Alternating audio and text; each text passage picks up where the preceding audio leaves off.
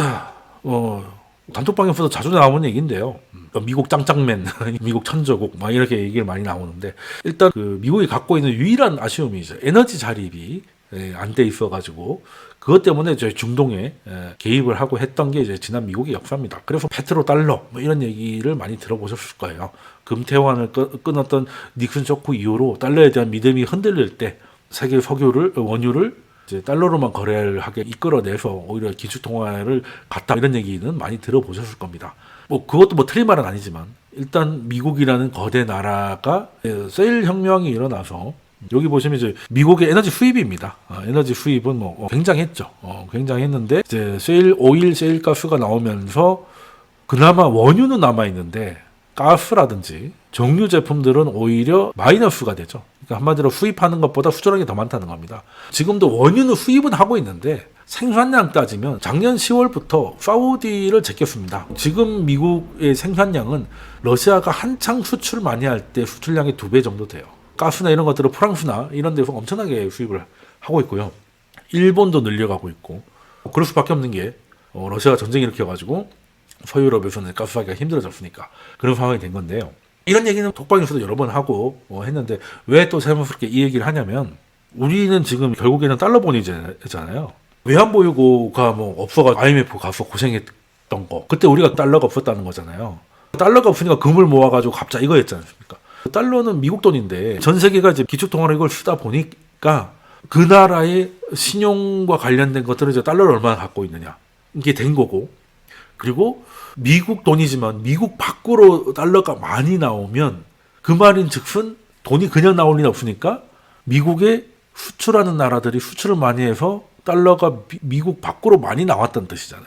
그러니까 이걸 이제 달러 약세라고 하죠. 달러가 밖으로 많이 나오니까 약세가 될 거 아니야, 글로벌 입장에서는. 그러면 이제 달러가 나오는 것만큼 글로벌 경제가 커졌단 말이에요. 그죠? 근데 그 미국에서 달러가 나오는 큰 역할을 했던 것 중에 하나가 바로 이거라는 겁니다. 이렇게 많이 사니까 달러가 이제 중동으로 가든 어딜 가든 간에, 일단 중동으로 가면 우리가 또 거기 가서 건설해서 또 그 돈을 벌든지 해서라도 미국 밖으로 나오는데 이 에너지가 큰 역할을 했다 이거예요. 근데 이제는 반대로 에너지 때문에 미국 밖의 달러가 미국 안으로 들어가게 됐잖아.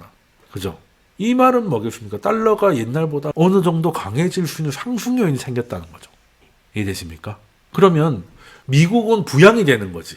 돈들이 다시 들어오니까. 미국은 부양이 되니까 중립금리를 높여야 되겠죠. 예를 들어서 연봉이 5천만 원일 때 견딜 수 있는 금리가 3%였다면 연봉이 1억이 되면 5%, 6%도 견딜 수 있다는 거잖아요. 단순 계산을 하면. 그죠? 그럼 미국이 중립금리가 높아지면 미국 밖에는 어떻게 돼요? 중립금리가 낮아지지. 예전보다 달러가 없잖아요. 달러를 벌던 걸 가지고 오히려 달러를 더 수거한다 했으니 달러가 더 부족해져.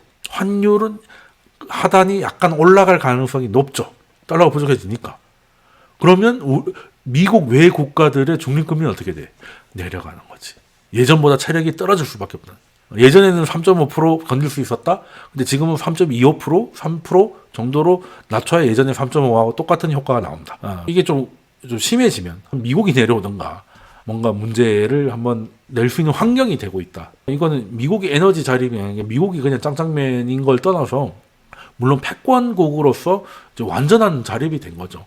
전 세계랑 싸움을 붙어도, 무역을 다 끊어도 뭐 어떻게든 버틸 수 있는 뭐 그런 상황이 되긴 한 거죠. 물론 제조업이 부족해가지고 평화는 좀 공해지겠지만, 중국은 정반대가 되고 있죠. 에너지 자립은 고사하고 에너지가 더 위태로워지는 상황이 되다 보니까 이런 상황이 된 건데, 일단은 오늘은 이 얘기는 이제 뭐 에너지 패권 이런 얘기보다는 이게 가져온 그 전 세계 중립금리의 변화에 대해서는 좀 인지를 좀 해 가셨으면 좋겠다라는 말씀을 드리고요.